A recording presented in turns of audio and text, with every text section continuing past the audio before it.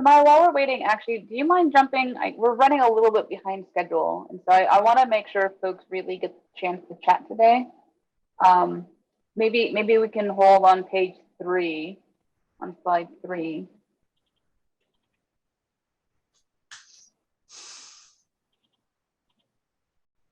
Really, so folks can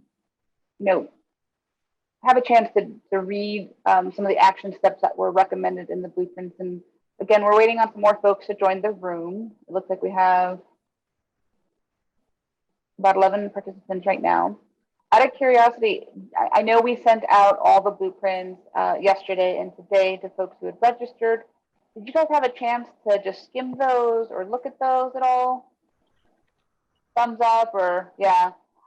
I know, it's not a whole lot of time. Joseph, awesome, great.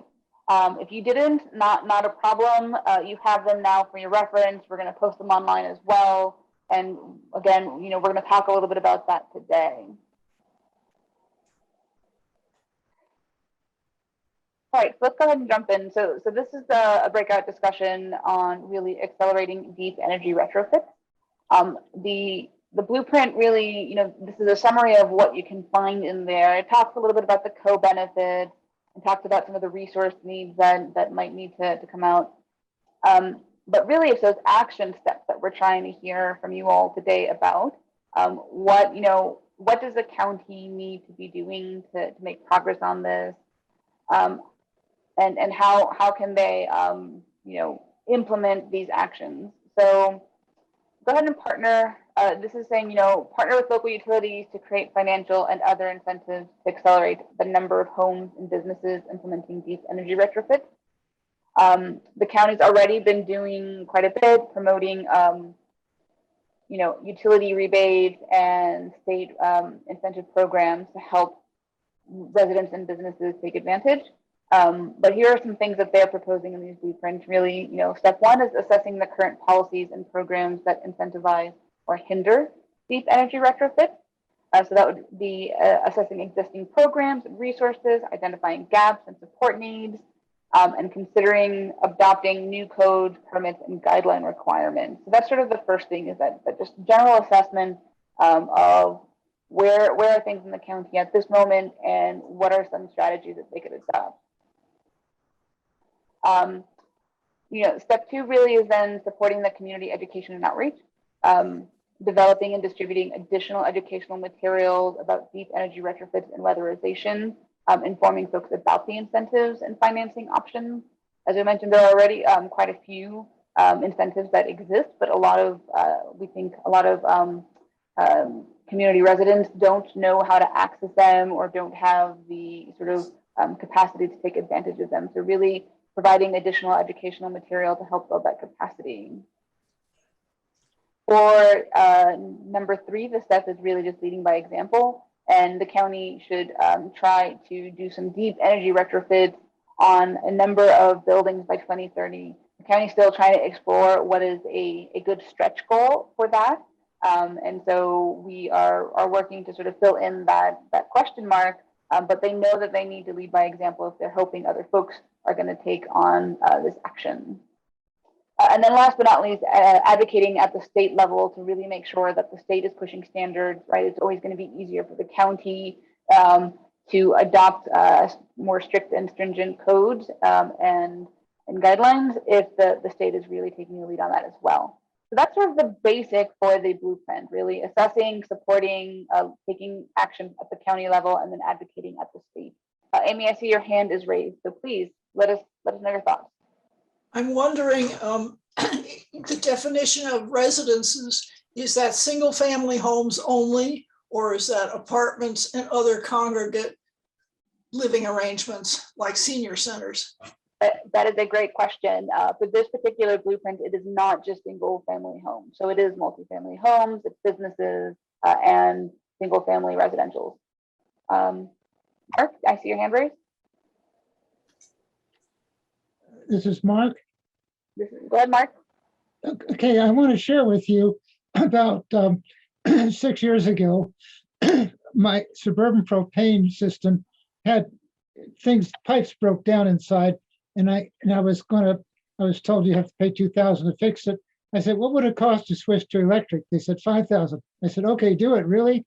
And they did. And in 2 years, the savings in electricity compared to propane was paid off. And now I save $100 every month. It wasn't that hard. That's my point. Lead by example. Everybody can switch to electric, and maybe the county can provide funds to help support that switch, but it was paid off in just a couple of years. Mark, that's a great story. And so maybe maybe we can go to the next slide. And so really thinking about what as residents you all think the county needs to be doing in order to advance this action, right? So Mark, how did you learn about this opportunity? Was it through the utilities themselves, or how did you find out? It was through A+, the company that I've worked with for years. Yeah, so working with service providers to make sure that they're relaying that sort of information to residents. Mm-hmm. What are some hurdles you think might occur when the county is moving to advance deep energy retrofits and weatherization?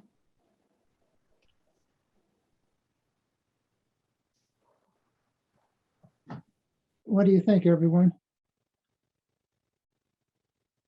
I'm curious as to whether there's a lack of professionals who can do installation of some of these sort of projects. I know that when our Greenbelt Homes Incorporated tried to did do home energy retrofits, some options were off the table because there was no one who could do the sorts of serious external insulation and installation of like stucco over on the top of the external insulation. So, so people ended up going with a much lower performing system of vinyl siding and very low value, R value. I mean, better than was already existing, obviously, but not very high R value.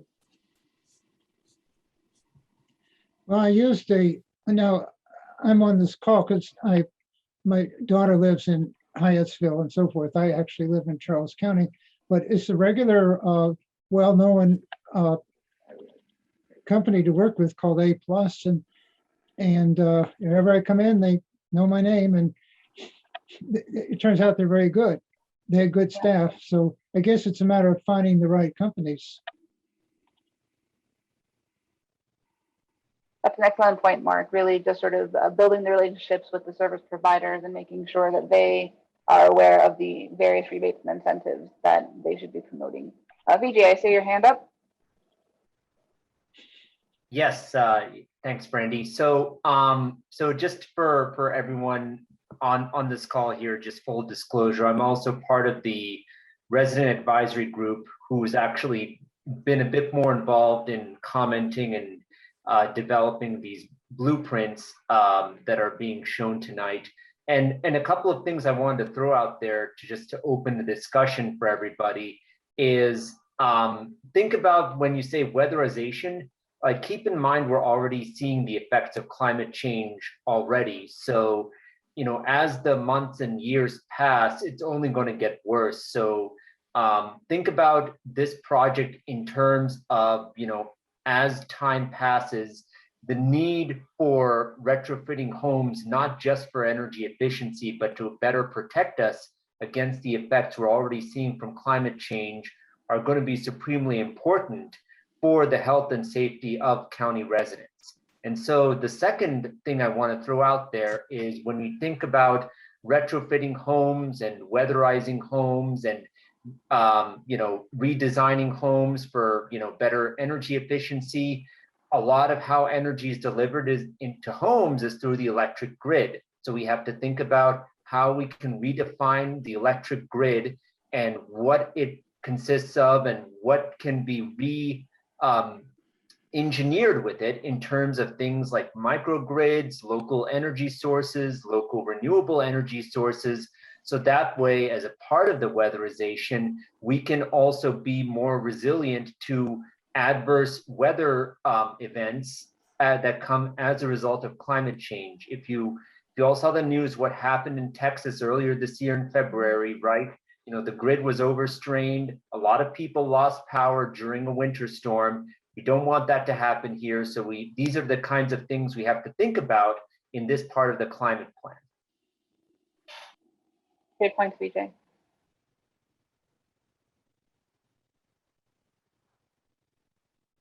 Hi, Brandy, can I say something? Of course. Here I guess at the county or the state, there's something called the Be Smart Energy Program. I'm not sure how many of you are familiar with that. I looked into it. It's not quite as expansive, I guess, as it should be, but it does offer some of these things. But I think one of the things, and I think Ms. Thompson made a good point, we probably need to look into more professionals that can probably do a whole gamut of things and maybe find some that can work with the county and maybe, you know, give some sort of incentive to them to work specifically within a county. So it needs to be, you know, people need to benefit all around, not just us as the homeowners, but as well as the contractors. So some that like specialize in this specific for the county or the state. And those of us that live in, you know, older communities, we probably have more needs because our, you know, we're looking at things in our home that are 50+ years old that definitely need to be upgraded. Excellent. Josella? Yeah, because in, you know, in the older communities, you're looking at things like, you know, a lot of people are having flooding issues, like you say, the electricity. So there are lots of things that are going on in like the older communities. Insulation. Yeah, exactly. Insulation.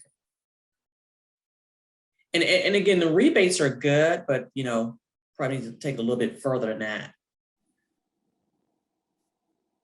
Thank you. Yeah. Mr. Mara Thompson?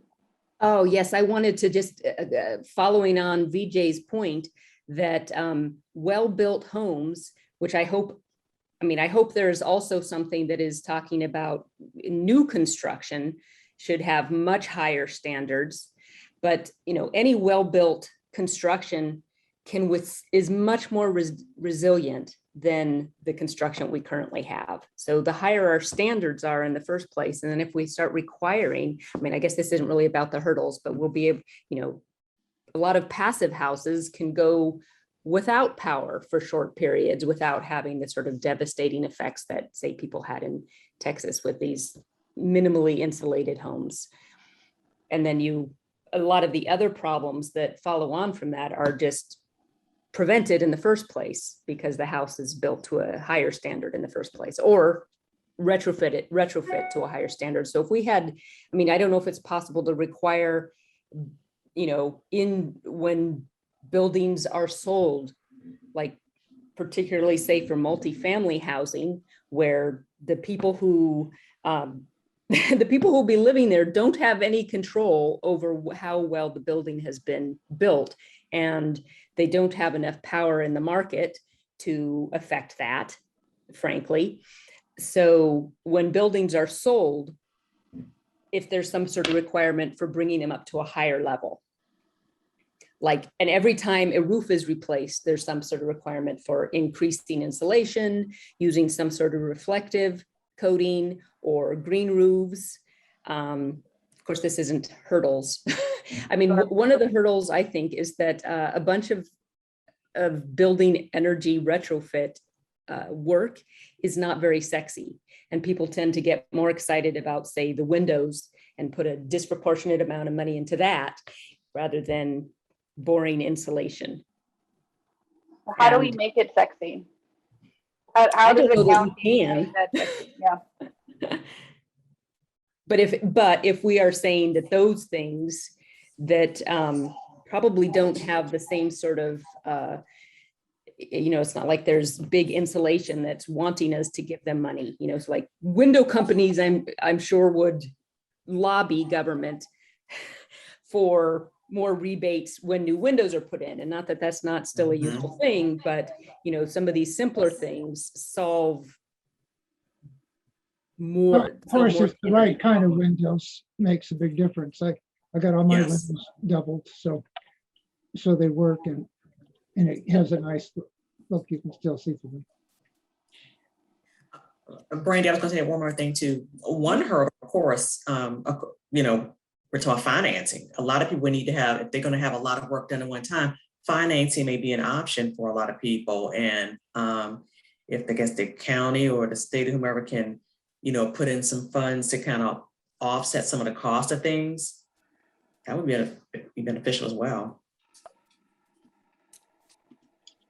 I wonder if when buildings are sold, we have, residential, anything that we have, that we require energy performance data on all buildings, and then a comparison to similar buildings and best performing buildings. Yeah, those are good ideas. Barbara, I know your hand's been up, so while Maya's taking that note, I want to hear from you, Barbara. Hi, I just make a suggestion. If there's any way to get back the rebates going to geothermal. When we did that back when there were the great rebates for it, and our energy use went down to about half. So if residential, it's a house, obviously for apartments, it's not an option. But for a house, if you can get your energy use to half, that could save a lot. Could you describe the geothermal structure?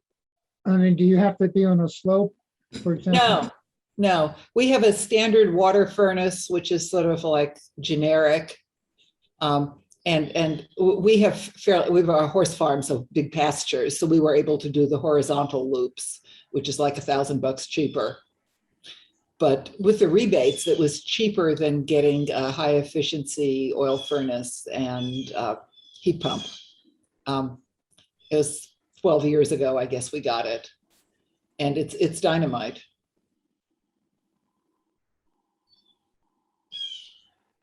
I would like to bring up a major point for weatherization.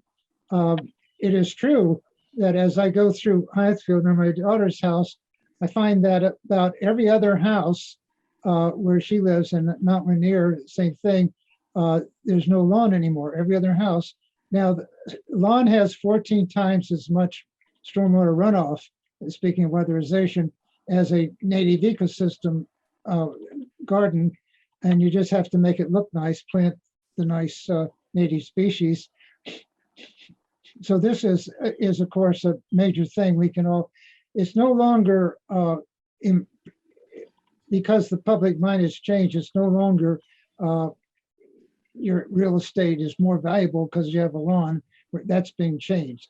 So what everybody can do is, in new homes and so forth, is have a significant amount of the land around the house to be native ecosystems. And of course, what happens with the natural ecosystem is there are different niches for roots. Some go deep underground and so forth.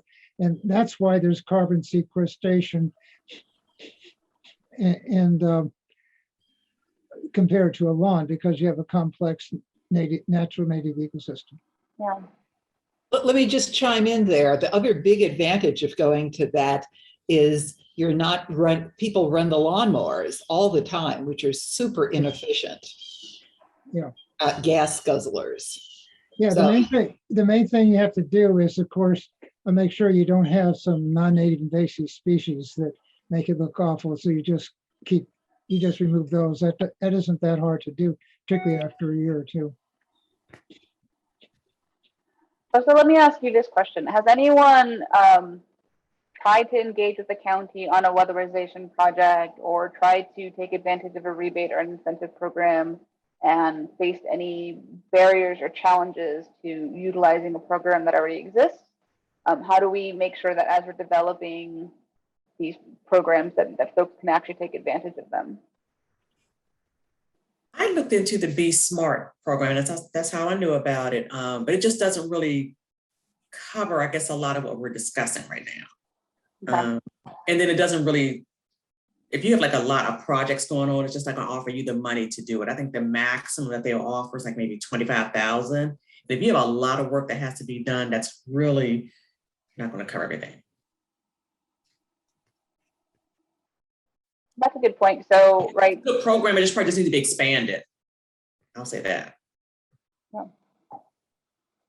How do we work with some of these communities, these older and aging communities who may not know as much about this, or low-income communities who have a hard time accessing some of these resources? What are some hurdles that need to be cleared there, and what are some things we could do to make sure that it's equitable distribution of these resources?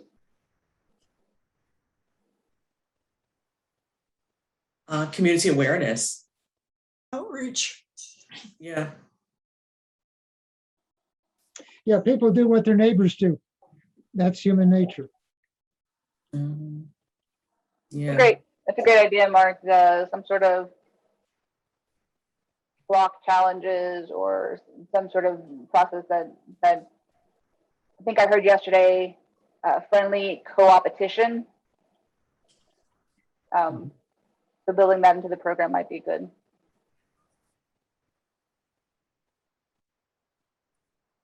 So maybe we can, so the next slide really, well, does anyone have any other hurdles that we probably want to address that need to be cleared in order to achieve success for this blueprint?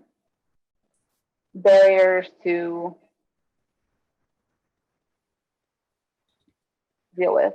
I do think that there is an issue with, as long as there are people owning the houses or the buildings that don't have to live in them, there is a barrier to getting things done. And then this, of course, affects the people with the least power in the community, the least, at least financial power in the community, probably the least power in many ways. So if we have more stringent requirements for rental properties, and like we're saying, people who live in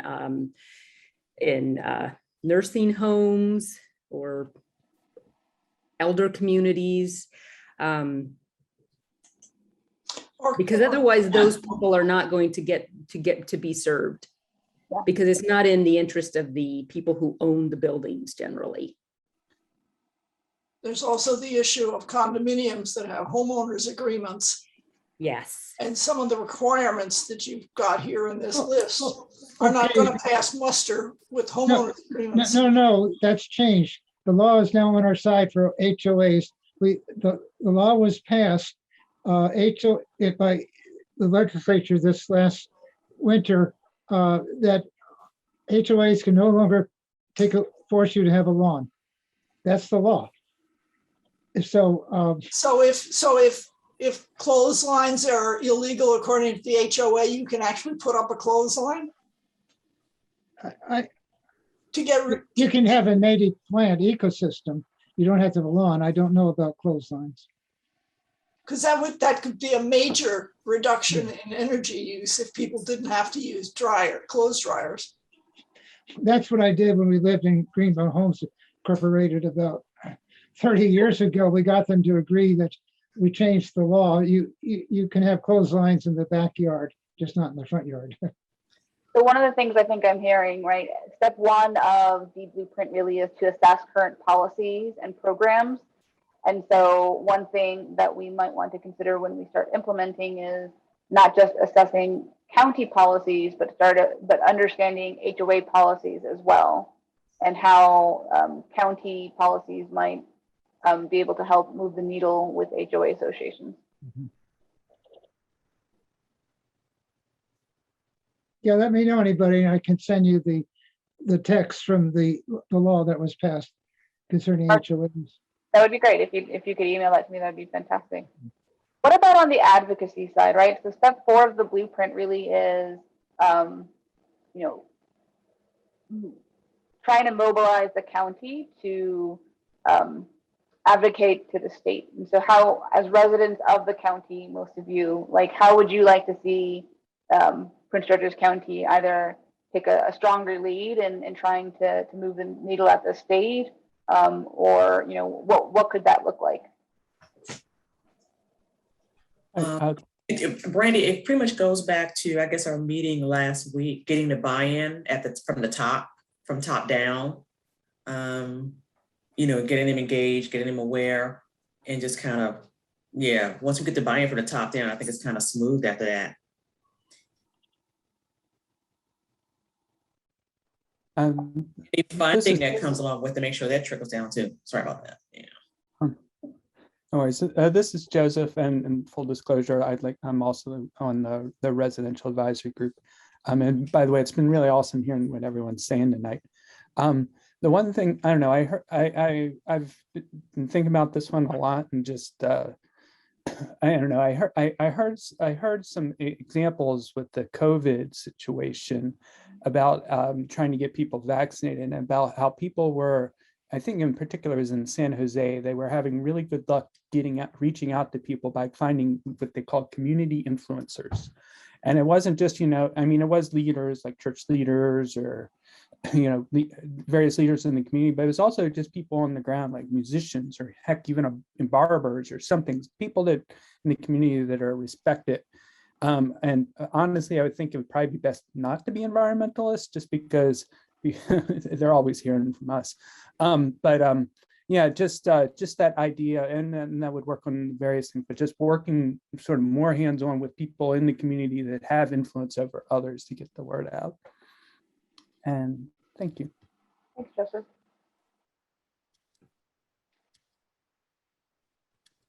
So one piece on the blueprint was also that lead by example, right? And so the county is hopefully going to commit to doing weatherization and deep energy retrofits on a number of their own buildings.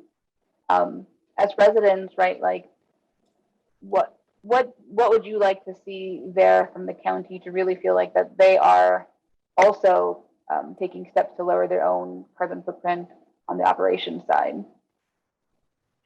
On the education side, often the way to win the battle is to emphasize all three: the environmental benefits, the health benefits, and the economic benefits.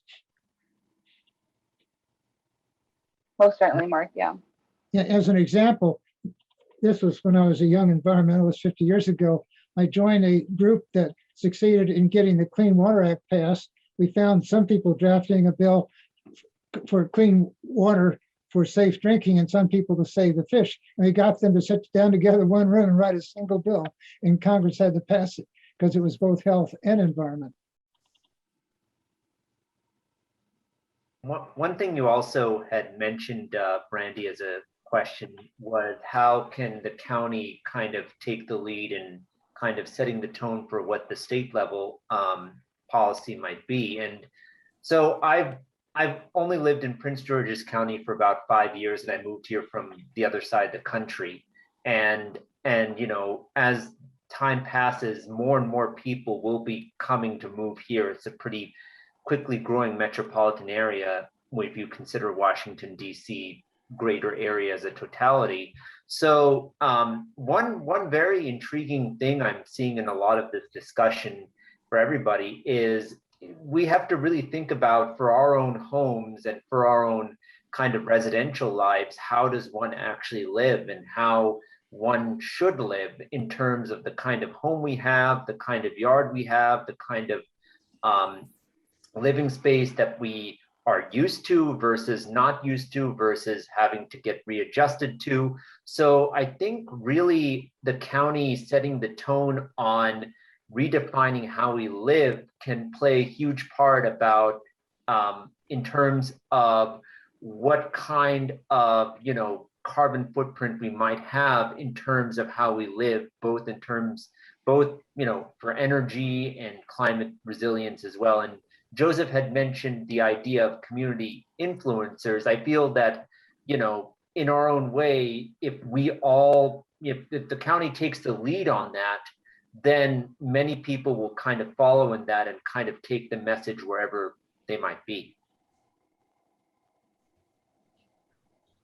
So what does it look like as a resident? What needs to happen, right, for you to feel like the county is taking the lead on that they are walking the walk, that they're not just telling residents to do something, right? what does that look like with regards to weatherization and energy retrofit? I mean, pretty much one very obvious thing is like all the municipal buildings would reflect that spirit, right? I mean, if the county kind of takes the lead on that, and pretty much everyone at some point in their lives to some degree would use a county municipal building, then it shows that in a governance sense that they're walking the walk, right? Yeah. And they could report any dollar savings they get out of having increased insulation or solars on the roof, whatever kinds of improvements they can make. But certainly the county buildings all ought to be,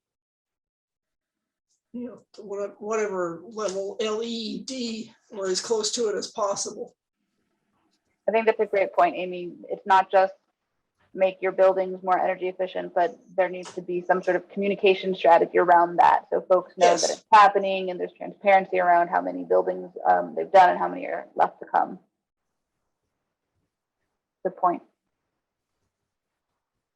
Well, Maya, Maya, go ahead.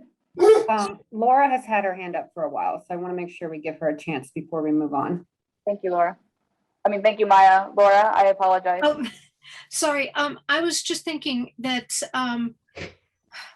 while the counties are working on their projects to upgrade their buildings, if they had signage outside, like some of the service providers will put a sign out in front of your house saying they put this new roof on your house, or they put these new windows on. So what if the county had signs up saying, we are retrofitting our insulation and this is how much money we're going to save. If you're interested in doing this in your home, come in and talk to so-and-so. And that way you're showing the people that we're doing this. This is what we're going to save, and we're here to help you do it as well. And then we have one more hand up. I would love to see that some of these deep energy retrofits are done at schools, and that students maybe have some curriculum that's has to do with energy retrofit. And then one more thing, maybe the county can start partnering with organizations that specialize in green and LED, things like that. There are a lot of companies that are like that. And that's what they do. They put buildings up green. Awesome. And then also, Maya, I don't know if it's up there, but libraries and schools came up. So maybe we could just add that up there as sort of demonstration. Oh, I see. Yeah, schools. Okay. Can we maybe move to the next slide? It looks like we only have 5 minutes, and I apologize, but we did cover some of the next slide already here. But what are some tools and resources that residents may need in order to take action? In order, right, for aging communities or low-income communities to really dig in, right? There's the outreach component. One thing that has been floated is something called an energy coach, right? So there's other tools or resources, technical assistance that you think the county should invest in order to move this along?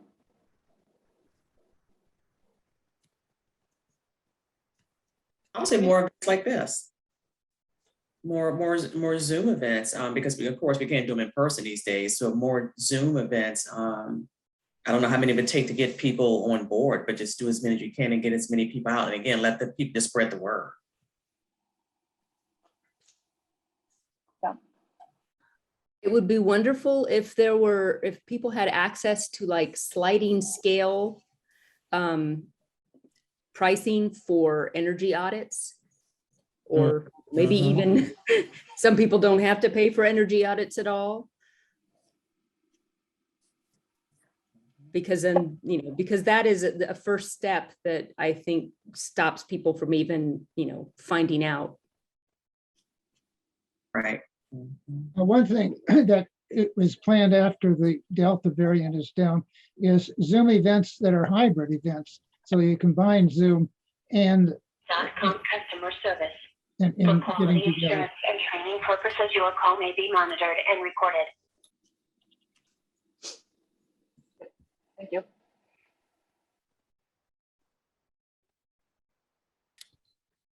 What about showcases or walkthroughs so folks can learn a little bit more about what weatherization even means?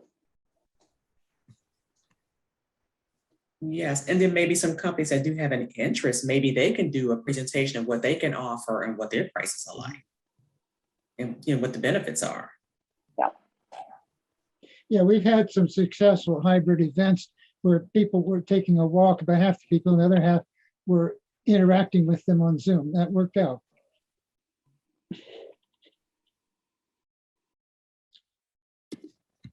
One other comment on that, have events that kids can go to and would also be fun for kids to attend, because it's as a parent, it's hard to keep kids entertained for stuff that's boring adult stuff.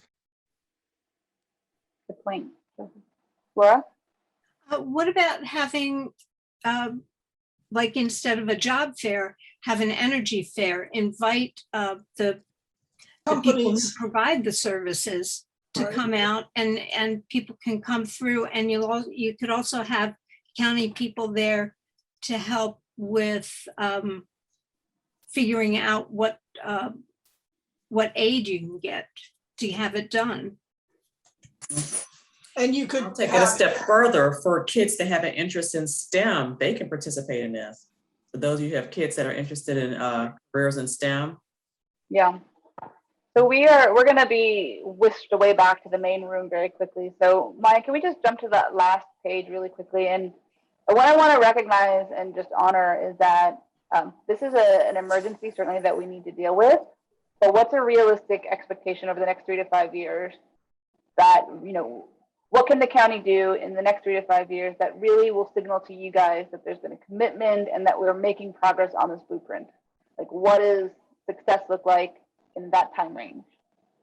Ultimately, we want all buildings to be totally energy efficient, but what is that 3 to 5 year progress for you all?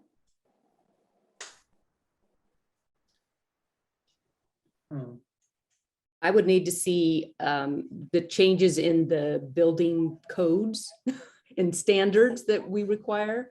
I would need to probably see projects planned or in operation for like a third of county buildings. Okay.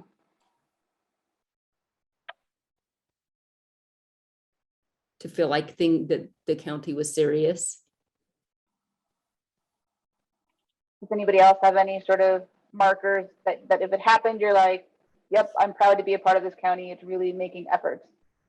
Yeah, some kind of a public educational thing, like was said before, an energy fair that's put on with, or has representatives from various providers, from whatever the electrical company is here. I come from California, and PG&E did one fair thing that was free. They provided energy audits to homeowners. Excellent.